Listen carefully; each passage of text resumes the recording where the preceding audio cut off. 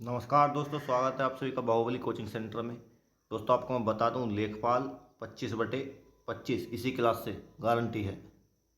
Video video की जो भर्ती री एग्ज़ाम जो होगा उसके लिए 50/50 इसी क्लास से गारंटी है दोस्तों।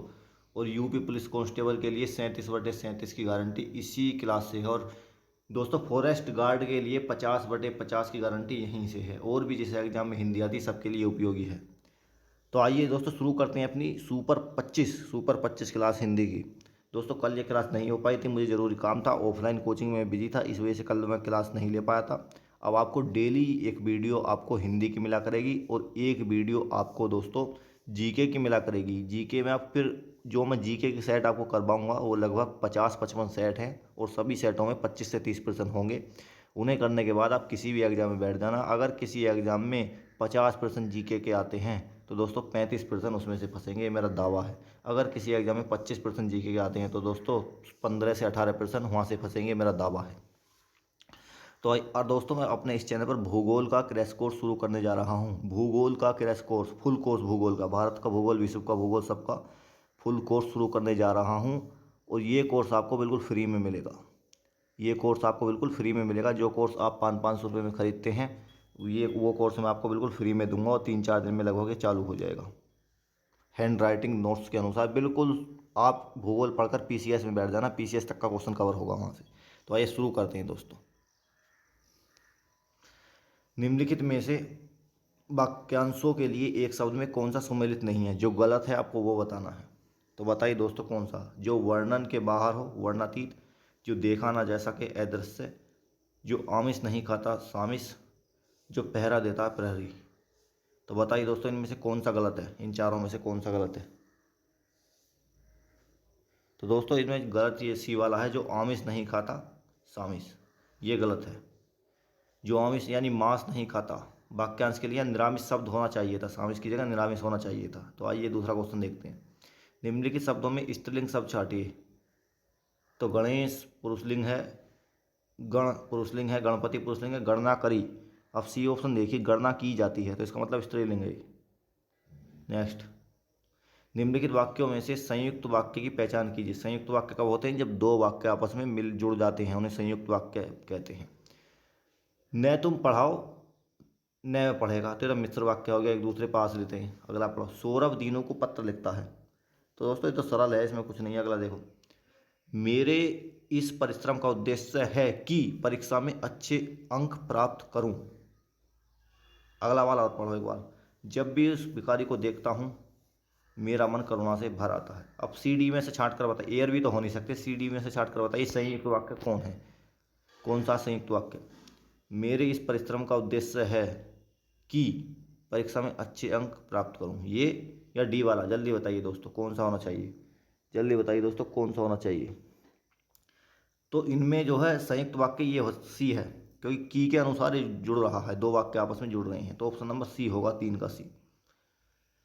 अगला देखिए, निम्नलिखित में किस मुहावरे का अर्थ शर्मिंदा होना नहीं है? पानी पानी होना, टका सा मुँह लेकर रहना, मुंह में पानी आना, अपना सा मुँह लेकर रह जाना। तो ए बी सी तीनों का अर्थ शर्मिंदा होना, लेकिन डी का नहीं है, मुंह में पानी आना, 4 का डी। विराम चिन्हों के प्रयोग की दृष्टि से अशुद्ध वाक्य बनाइए। अशुद्ध वाक्य बताना है आपको इनमें से विराम चिन्हों की। वाह, हो गया, रहने दीजिए। सॉरी दोस्तों गलत पड़ गया, में से बस है ये, बस हो गया, रहने दीजिए। अगला है, ऊंच नीच, अमीर गरीब समाज की विभाजक रेखाएं हैं। क्या आप पटना के रहने वाले हैं? वाह, तुम्हारे क्या कहने हैं, बहुत ऊपर तक जाओगे। तो बताइए दोस्तों इनमें अशुद्ध वाक्य आपको बताना है, अशुद्ध वाक्य इनमें से कौन सा है? आज का प्रैक्टिस सेट थोड़ा लेवल का क्वेश्चन है दोस्तों, जल्दी बताइए। तो इसमें दोस्तों ए ऑप्शन हो जाएगा, बस हो गया, रहने दीजिए। अब क्यों होगा तो आप देख लीजिए। इसमें ये ऐसे नहीं, ऐसे होता, बस बस के आगे ही कोमा लगता, बाकी हो गया में नहीं लगता। इसमें हो गया में भी दिया हुआ, तो इस वजह से होगा। अगला देखिए, छठा, आधा तीतर आधा बटेर। तो दोस्तों बेमेल चीज़ों का सम्मिश्रण आप जानते होंगे, 6 का ए हो जाएगा इसमें। नेक्स्ट, तौलिया किस भाषा का शब्द है? तौलिया, तौलिया किस भाषा का शब्द है? तो तौलिया दोस्तों कौन सा शब्द है, जल्दी बताइए एकदम। तो तौलिया पुर्तगाली भाषा का शब्द है, 7 का भी।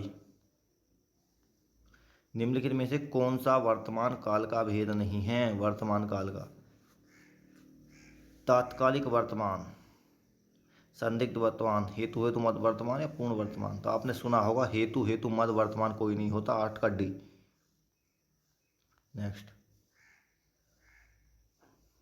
दिए गए गद्यांश के आधार पर प्रश्नों के उत्तर दीजिए। अब देखो इस गद्यांश को पढ़कर, ये गद्यांश जो दिया हुआ है, आपको नीचे वाले प्रश्नों का उत्तर देना है। तो आप, मैं इसमें एक 5 सेकंड के लिए रोक देता हूँ, आप आराम से पढ़ लीजिएगा या मैं पढ़कर सुना रहा हूँ, ध्यान से सुनिएगा। लक्ष्मण ने एक कृत्रिम भ्रातृ स्नेह के कारण बड़े भाई का साथ दिया। उन्होंने राजपाट छोड़कर अपना शरीर रामचंद्र को अर्पण कर दिया। यह बहुत बड़ी बात थी, पर उर्मिला ने इससे भी बढ़कर आत्मोत्सर्ग किया। उसने अपनी आत्मा की अपेक्षा अधिक प्यारा अपना पति राम जानकी के लिए दे डाला, और यह आत्म सुखोत्सर्ग उसने तब किया जब उसे ब्याह कर आए हुए कुछ ही समय हुआ था। उसने अपने सांसारिक सुख के सबसे अच्छे अंश से हाथ धो डाला। जो सुख विवाहोत्तर उसे मिलता, उसकी बराबरी 14 वर्ष पति वियोग के बाद का सुख कभी नहीं कर सकता। नवोधर्व को प्राप्त होते ही जिस उर्मिला ने रामचंद्र और जानकी के लिए अपने सुख सर्व इस पर पानी डाल दिया, उसी के लिए अंतर्दर्शी आदि कवि के शब्द भंडार में दरिद्रता। आइए पढ़ लिया है दोस्तों, आइए अब उत्तर देते हैं इसके। लक्ष्मण राम के साथ वनवास के लिए क्यों गए? रामचंद्र की सेवा के लिए, पिता की आज्ञा के कारण, भाई के प्रति अत्यधिक प्रेम के कारण, या उर्मिला से दूर जाने के लिए। तो मेरे हिसाब से यहाँ अगर आपने पैरा पढ़ा है तो 9 का सी होना चाहिए, भाई के प्रति अत्यधिक प्रेम के कारण। बिल्कुल सही है। अगला पढ़िए। ऐसा एक पैरा आपके लेखपाल के एग्जाम में आना है, वीडियो के में भी आना है, और दोस्तों फॉरेस्ट गार्ड में भी एक ऐसा ही पैरा आना, क्वेश्चन छाटने वाला। देख लीजिए अब आप। लेखक को क्या दुख है बताइए, लेखक को दुख क्या है? रामचंद्र राजपाट छोड़कर वनवास को चले गए, लक्ष्मण भी भाई राम के साथ वनवास को चले गए, उर्मिला का लक्ष्मण से वियोग हो गया, रचनाकारों ने उर्मिला के विषय में कुछ नहीं लिखा। तो मेरे हिसाब से 10 का भी सी होना चाहिए। अब देखते हैं क्या है। तो 10 का डी दे रखा है इसमें, तो कि डी कैसा है? लेखक को क्या दुख है? तो रचनाकारों ने उर्मिला के विषय में कुछ नहीं लिखा। हाँ, ये 10 का डी हो जाएगा इसमें। तो देखिए ऐसे प्रश्न गलत हो जाते हैं। आइए अब 11वां प्रश्न देखते हैं अगला। आप इसे आराम से पढ़िएगा पहले को, जब आप उत्तर दीजिएगा। उर्मिला ने क्या बलिदान नहीं दिया? लक्ष्मण से विवाह किया, अपनी बहन सीता का वियोग सहा, लक्ष्मण को रामचंद्र के साथ वनवास के लिए जाने दिया, सांसारिक सुखों का त्याग किया। क्या बलिदान नहीं दिया उसमें, जल्दी बताइए दोस्तों। आपने पैरा पढ़ा है, जल्दी बताइए इसका क्या उत्तर हो सकता है। तो इसमें ये उत्तर होना चाहिए, लक्ष्मण से विवाह किया। 11 का ये। आप वीडियो को रोककर पहले को आराम से पढ़ना और जो इसके उत्तर देना वीडियो को पीछे करके। 12वां, उसने अपने सांसारिक सुख के सबसे अच्छे अंश से हाथ धो डाला। इस पंक्ति से लेखक का क्या तात्पर्य है? बताइए दोस्तों, इस पंक्ति से लेखक का तात्पर्य क्या है? तो उर्मिला को नवोधर्व में पति के साथ के सुख का त्याग करना पड़ा। 12 का बी है। अगर इस पैरे को दोस्तों अगर आप खुद से करते तो शर्त रख कर कहता हूँ मैं दोस्तों, अगर इसमें कितने क्वेश्चन है, इसमें 5 क्वेश्चन है, 5 में से आप 3 मुश्किल से कर पाते इसमें। ऐसा पैरा है ये, और ऐसे ही पैरा आपके लेख वाले पूछे जाना दोस्तों, इतना ही हार्ड, इससे भी हार्ड पूछे जाना है। आइए अगला प्रश्न देखते हैं क्या। भला मानस में कौन सा समास है? भला मानस, भला मानस, अगर भला मानस का मैं समास विग्रह करूँ तो क्या हो जाएगा? भला है जो मानस। अब जिसमें है जो आ गया दोस्तों वो कर्मधारय होता, जिसमें है जो आ गया वो कर्मधारय होता, तो मेरे हिसाब से 13 का ए होना चाहिए इसमें। 13 का ए बिल्कुल ठीक है। समास में पढ़ाऊँगा, इन्हें पहचानने की बहुत अच्छी ट्रिक है। अगला, निम्नलिखित तद्भव शब्द युग्मों में कौन सा सुमेलित नहीं है? तद्भव तत्समय यानी पहला वाला तद्भव है, उसका अगला तत्सम है। अदरक का आद्रक, अमी का अमृत, अनाड़ी का नाट, अपना का आत्म। तो कौन सा होना चाहिए दोस्तों इसमें, जल्दी बताइए दोस्तों, कौन सा होना चाहिए? कौन सा होना चाहिए जल्दी इसमें दोस्तों बताइए। तो मेरे हिसाब से इसमें डी होना चाहिए, अपना का आत्म। अपना तत्व है जिसका तत्सम शब्द आत्मन होता है, आत्म नहीं होता। 15वां देखिए, दवा किस भाषा का शब्द है? तो हिंदी का तो है नहीं दवा। अब उर्दू का है, फारसी का है, तुर्की का है। जल्दी बताइए दोस्तों, जल्दी बताइए, जल्दी बताइए कौन सा हो जाएगा, जल्दी बताइए, जल्दी बताइए दोस्तों कौन सा हो जाएगा। 15 का जल्दी एकदम बताइए। तो 15 का सी है, फारसी भाषा का शब्द। दवा किस भाषा का? फारसी भाषा का। वर्तने की दृष्टि से शुद्ध शब्द का चयन कीजिए, वर्तने की दृष्टि से। तो ऑप्शन नंबर ए अभ्यस्त, बी अहिल्या। तो अहिल्या तो गलत है, अहल्या होता है। ई की मात्रा नहीं होती इसमें, बी तो गलत हो गया। तत्व, तो तत्व तो शुद्ध लग रहा है मुझे देखने से, वैसे महत्व भी शुद्ध है। इसमें छांटना कौन सा पर, इसमें छांटना शुद्ध शब्द का चयन कीजिए। तो शुद्ध तो सी और डी लग रही है मुझे देखने में, और आप देख लीजिए, जल्दी बताइए कौन सा है इसमें, जल्दी बताइए दोस्तों।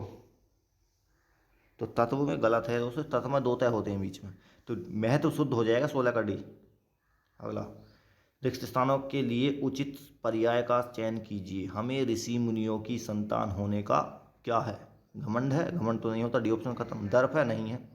अभिमान है, गर्व है, 17 का बी होना चाहिए इसमें भी, 17 का बी बिल्कुल सही है। निम्नलिखित में से कौन सा शब्द व्याल शब्द का अर्थ नहीं है? तो व्याल का सांप होता, सब जानते हैं ये। तो व्याल का शेर भी होता, राजा भी होता, दुर्गा नहीं होता। 18 का डी होना चाहिए मेरे हिसाब से। बताइए दोस्तों क्या है इसमें। तो व्याल शब्द का अर्थ भैया सांप भी होता, शेर भी होता, राजा भी होता, लेकिन दुर्गा नहीं होता। 18 का डी। अगला, अशुद्ध विलोम का चयन करना। अशुद्ध विलोम कौन सा? कर्कश का मधुर, एस पदा का निष्पद है, बी तो सही है। ऋजु का वक्र, सी भी सही है। एहिक का लौकिक, कर्कश का मधुर, तो 19 का डी होना चाहिए इसमें, बिल्कुल सही है 19 का डी। अशुद्ध पर्याय समूह का चयन कीजिए जहाँ अशुद्ध हों। अरविंद, कंच, नलिन। चलो अगला पढ़ो पहले। आगार, निलय धाम, तस्य, मौसक, खनक, पीयूष, सुधा, द्रग। इनमें दोस्तों अशुद्ध बताने हैं, जल्दी बताइए बीच में का उत्तर कौन सा हो सकता है, जल्दी एकदम बताइए। तो इसमें दोस्तों डी ऑप्शन हो जाएगा, पीयूष, सुधा, द्रग। अब पीयूष, सुधा, द्रग अशुद्ध पर्यायवाची समूह है। यहाँ द्रग आँख का है, द्रग आँख का पर्यायवाची है, और पीयूष व सुधा अमृत के पर्यायवाची हैं, तो इस वजह से ये अशुद्ध है। पीयूष और सुधा तो अमृत के हो गए, लेकिन द्रग इसमें आँख का दे दिया, तो 20 का ऑप्शन डी हो जाएगा। तो आज के प्रैक्टिस सेट में 20 ही क्वेश्चन थे। इस एग्जाम में जो 20 ही हिंदी के प्रश्न पूछे गए थे। ये एग्जाम था दोस्तों 2016 में एग्जाम हुआ था कंप्यूटर ऑपरेटर का। इसे हिंदी में, इसमें कुछ थोड़ी हिंदी में कह सकता हूँ, इसमें थोड़ी हाई लेवल, ज़्यादा हाई तो नहीं, लेकिन थोड़ा बहुत लेवल इसमें अप था हिंदी का। अगर मैं देखूँ तो 20 में से ज़्यादातर बच्चों के 15 से ऊपर कोई भी इसमें गया नहीं होगा। आप में से कोई भी 15 से ऊपर गया नहीं होगा। अगर किसी के 15 से ऊपर नंबर है तो कमेंट करके बताइए। और अभी भूगोल की क्लास इस पर चालू होगी, और जीके की क्लास चालू होगी दोस्तों। जीके, जीएस, लेखपाल के लिए रामबाण है, वीडियो के लिए रामबाण है, यूपी पुलिस और दोस्तों कांस्टेबल, इन सब के लिए रामबाण सिद्ध होने वाली है, जो मैं आज आपको कराने वाला हूँ जीके जीएस की क्लास। तो आज की वीडियो में सिर्फ इतना ही, मिलते हैं फिर अगली वीडियो में। तब तक के लिए सभी को नमस्कार, जय हिंद। बने रहिए साथियों। दोस्तों ये वीडियो प्ले लिस्ट में डाल दी जाएगी, अगर आपने और वीडियो नहीं देखे प्ले लिस्ट जाकर चेक कर लीजिएगा।